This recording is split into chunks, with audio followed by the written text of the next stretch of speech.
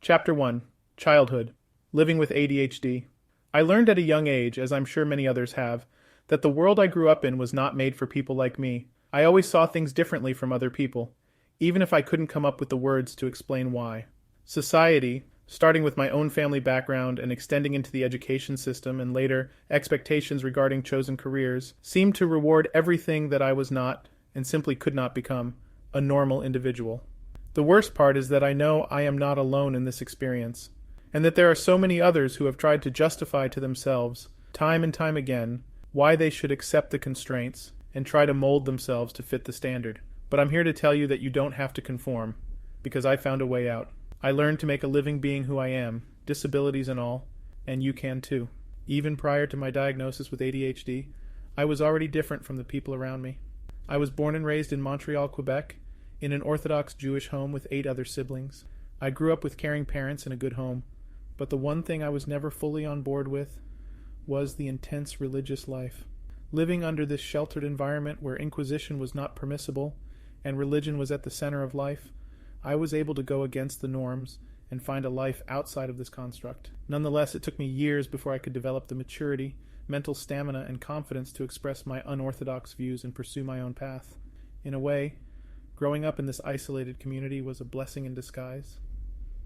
On the one hand, because the people I was surrounded by were equally as sheltered from the secular world as I was, there was no mentor in my community who could help me develop my interest in science and the greater secular world. On the other hand, my natural inquisitiveness provided me with the exceptional opportunity to assert my own values and make a memorable impact on others. Before long, my passions had manifested themselves into practical skills and had attracted the interest of many other members of my community. Before I knew it, I would be running my first business out of my bedroom, repairing and building over 300 computers for my school and a nearby Jewish girls' school. What I want you to take away from this short trip down memory lane into my religious upbringing is simply that your difference can become your strength if you're willing to invest in it. Maybe this is too much of a cliche to start with, but hang in there because this is an important concept and one that is too often taken for granted. Doing things differently from other people and seeing what they don't see is uncomfortable and hard.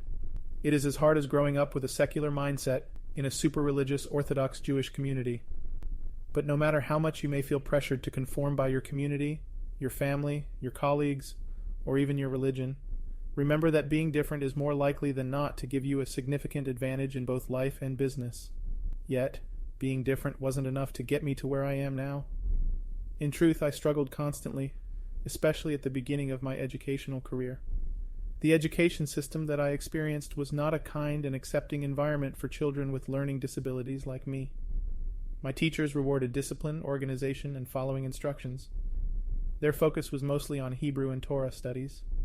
You can imagine what it was like for a hyperactive, science-oriented kid like me. The things I loved were not taught in my school. Not to mention that the way I thought simply wasn't appreciated. In fact, my ideas were outright discouraged. There was no way I could thrive in a place that wanted me to be everything I was not. I was 9 years old when I was diagnosed with ADHD, which is known in full as Attention Deficit Hyperactivity Disorder. The textbook definition of this disability talks about symptoms like loss of focus, hyperactivity, and acting impulsively. But these kinds of descriptions just don't do justice to the reality of living with ADHD. Physically, it was impossible for me to sit still and be in a classroom.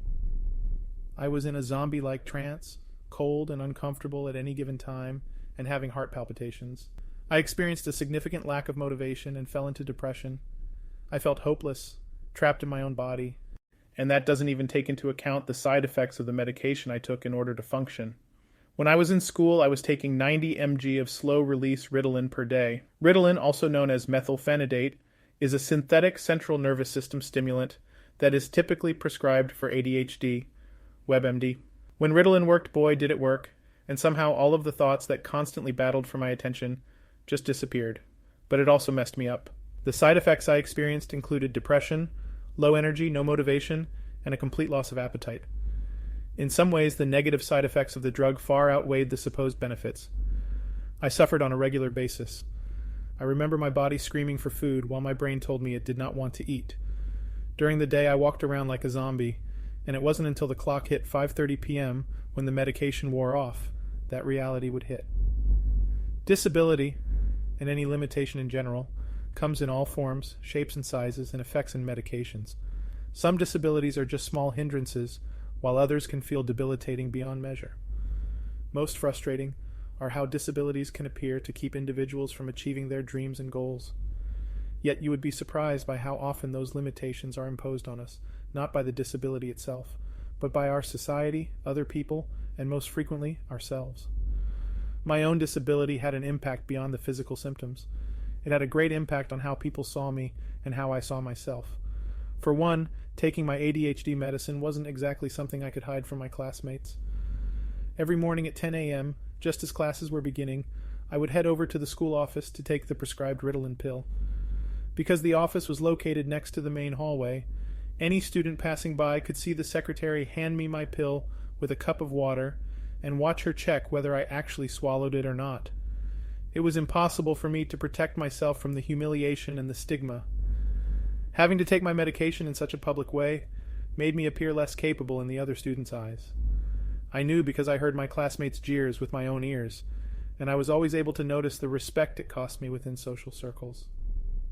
It wasn't long before the other students' presumptions and the school's poor handling of my disability began to influence my own self-confidence and self-perception. This was compounded by the fact that I was more or less labeled as unfit for regular English and math classes. Instead, I was enrolled in a program called GEM, which was created for children with disabilities.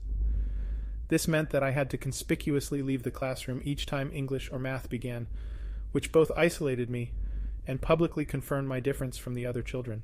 As a result, I began to second-guess myself and to trust my classmates' answers over my own.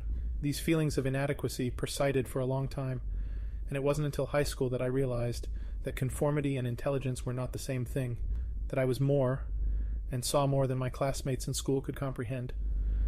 By this point in my life, I had become so used to hearing the discerning comments, "This really isn't important for the course. Why are you asking questions that aren't important to this topic?" And the most frequent one, "Who cares, Mikey?" When I raised my hand to ask questions in math class, these comments perpetrated my mind. Then, a day came while studying parabolic equations. I asked the teacher how the structure of an equation might change with more extreme parameters. Sneering rebukes rattled through the room almost immediately, but they didn't sting as much this time. In fact, I felt empowered. I was aware, for maybe the first time, that I had more deeply understood this mathematical concept than my classmates, because I had looked at it in a more abstract way. It was at that very moment that I understood that a good idea doesn't have to be understood by those around me. It just needs to work. So began my personal revolution and journey into experimenting and learning on my own terms, in my own way. Knowing that I could actually accomplish many things, even if the path differed from everyone else's, allowed me to believe in myself and make plans for my life. At that very moment, I felt a certain renewed sense of conviction that led me to pursue my passion as a software engineer. Before we go any further, I want to make one thing clear. Much of the pain inflicted on me because of my ADHD was not intentional. Sure, one or two classmates said some deliberately hurtful things, but I most certainly would not call myself a victim of bullying. Though introverted, I had many friends. And without a doubt, my school did not purposefully isolate me from other students or showcase my limitations. I recognized that its aim was to help me get treatment and cater to my educational needs with a specialized program. In other words, I was not persecuted for my disability, but so much that isn't intended to harm can so easily become internalized.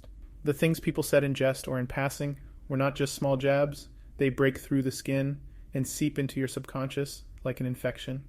So here's my message to you. As much as you can, ignore the voices that tell you that you have to act the same as everyone else, or understand the world in a certain way.